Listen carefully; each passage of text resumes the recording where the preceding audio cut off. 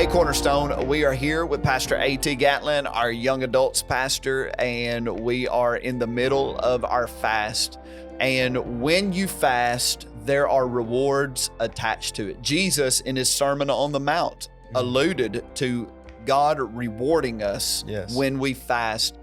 And there is one reward that is chief above all rewards. Pastor A.T., I'd love for you to just talk on that. Yes. And 1 Samuel, which it's an account that when you look at it, you're like, well, what does this have to do with fasting, right? There's Elkanah, there's Peninnah, there's Hannah. And of course, we know Hannah was barren. She didn't have children. Elkanah did. And she was being taunted by Peninnah for a long extended amount of time. And of course, they were making sacrifices to the Lord each year.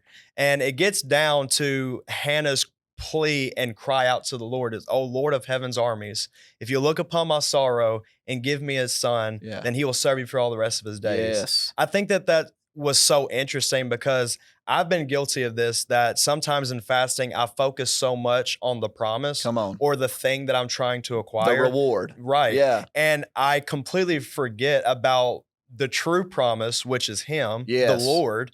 And I think that that's so powerful that Hannah said, you know what, Lord, even if you give me this promise, you're so worth it. You're so good that I'm willing to take this child and I'm willing to lay it at the altar and say, Lord, this is my offering unto you. Yes. And on top of all of that, if you break down Samuel's name, it means heard by God. Come on. Heard by God. It's not the promise of God. It's not the gift of God. It simply means heard by God.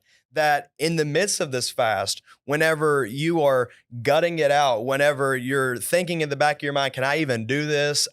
You are embracing the uncomfortable in order to tap into the comforter, right? Yeah. And then whenever you receive that gift, the true affirmation, the true gift is just simply being heard by the Lord. Yes. So that's so good. That is so good. I have, like you, always been so intrigued by that moment with Hannah where she is saying, I only want a son that I can offer back to you. Right. Like, I only want you to do a work in me so I have something with which I can bring glory to you, Lord. And so even as you're fasting, whatever, if you're fasting for breakthrough, you're fasting for some type of change in your life, the ultimate objective is, Lord, I want you to do something in me so I have something to offer you as an instrument to bring you glory through my life. So ultimately, the Lord is always the reward. Absolutely. And bro, you said it. That was so good. Samuel's name means like the Lord has heard me. Say, what is it again? Heard by God. Heard by God.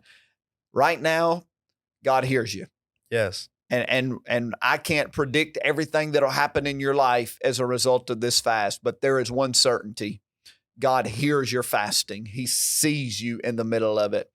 And you will, if nothing else, receive the reward of bringing him glory and deepen relationship with him. Pastor A.T., you got any final thought? You said it best. I mean, the being heard by him is the greatest affirmation ever. Yes. And no matter where you're at in this fast, whether you are on the mountaintop or whether you're in the valley, he hears you. Yeah. And I think that in a society and in a world where we want to be heard, we want to be seen, to know that the one who created the heavens and the earth is inclining his ear to listen to us, even no matter where we're at in this fast, that reality is the chief objective of our lives. So good. So good. Well, we just want to encourage you.